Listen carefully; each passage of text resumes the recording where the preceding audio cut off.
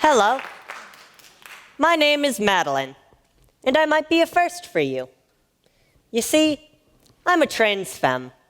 That means I was born a boy, but over the course of my 18 years, I've taken medication and changed my gender identity so I could be a girl.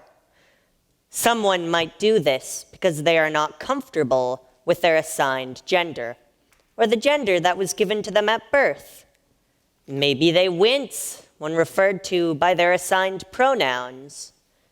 Maybe they wear baggy clothes to hide the shape of their bodies. Or maybe they hesitate before checking off their gender on a survey. Now, I'd like to see a show of hands. How many of you here know someone who has questioned their gender identity?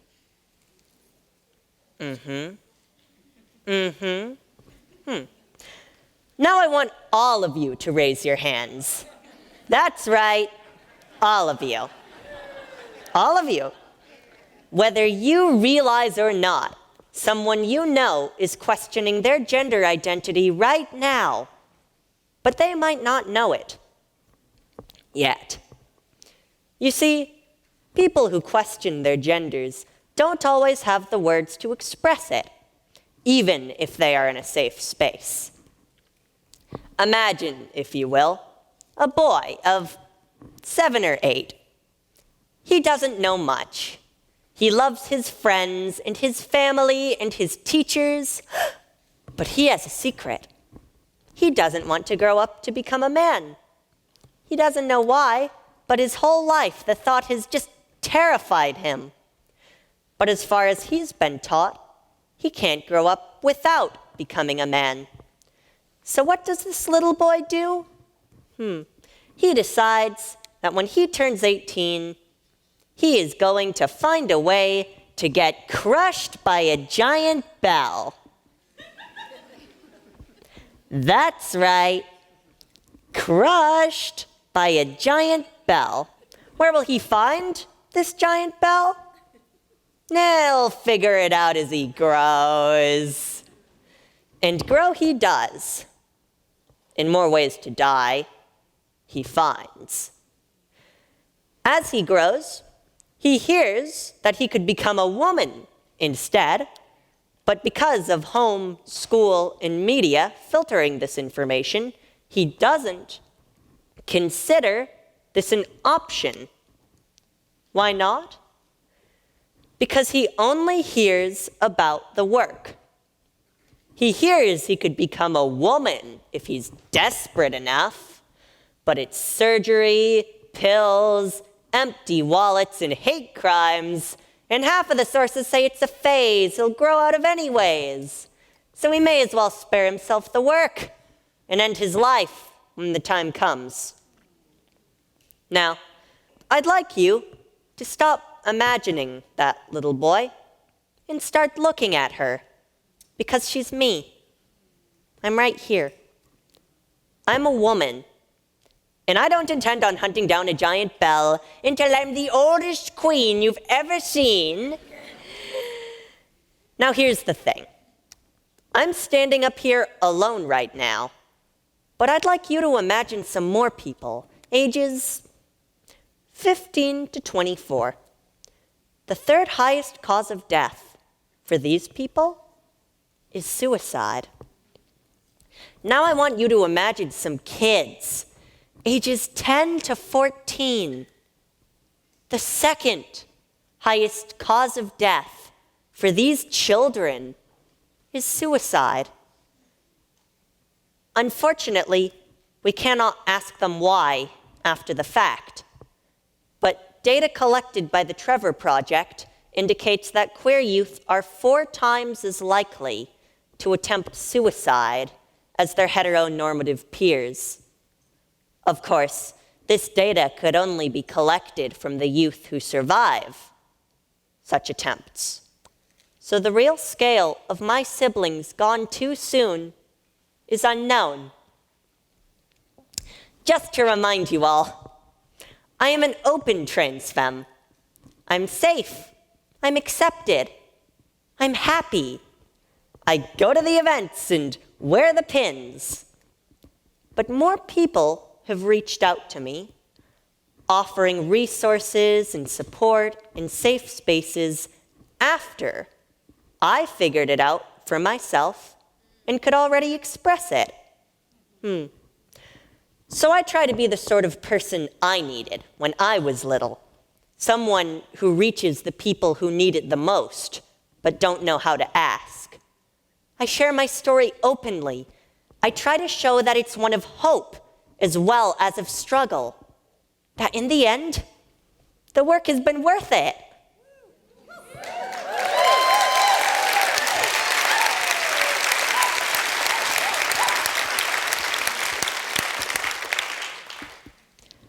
I'm also open to allies, and I tend to get the same question from all of them.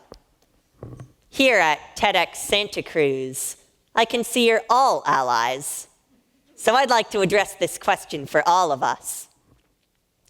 Allies want to know what they can do to create a safe space. But instead of giving you all a straight answer, I'd like you to try rephrasing the question.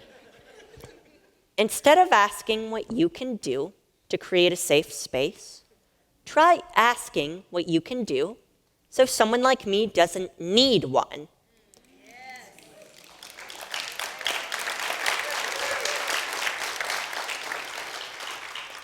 How do you make a space safe instead of a safe space? Now, many of you may be wondering why I've chosen to rephrase this. So why don't we dig a little deeper? Okay, imagining you created a safe space. Congratulations! You held a rally, you threw a parade, you sanctioned off a little space. Let's all imagine it as a box where we can go to be safe. That's all well and good, but there's a problem. People are afraid to go inside. You see, anytime we enter a safe space, people see a center and they see a sleeve. Anytime we enter a safe space, we're, boom, exposed.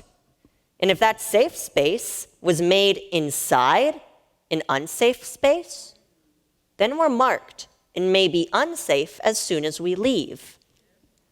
What if you're still questioning your identity and you're not sure if that space is right for you? Are you really going to take the risk? What if it isn't right for you and you're harmed for something that isn't true? People questioning their gender identity aren't going to want to take the risk of entering a safe space and risk being harmed once exposed. People can't enter a safe space unless it's inside another safe space.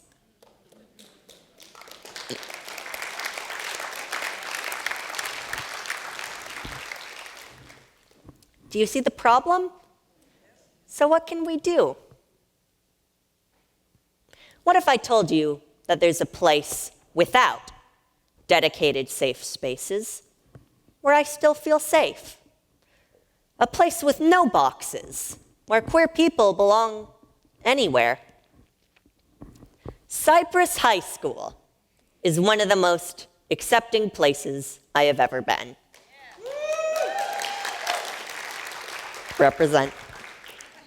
So you'd think it would have a massive gay-straight alliance, right? You'd be wrong. Oh, they are a lovely batch of people, and they plan excellent parties. All 4 of them. Why so small? Well, it isn't that people don't feel safe to join, but that they don't have to join to feel safe. Sharing your pronouns is normal here. Even teachers do it. And that leads me to my main point. You can't create safety with a designated space, but you can with dedicated people. You see, a safe space isn't a place, it's a mindset. I call this preemptive pride. Bringing an inclusive mindset with you to all places, at all times, without waiting to see if people need it. We all need it.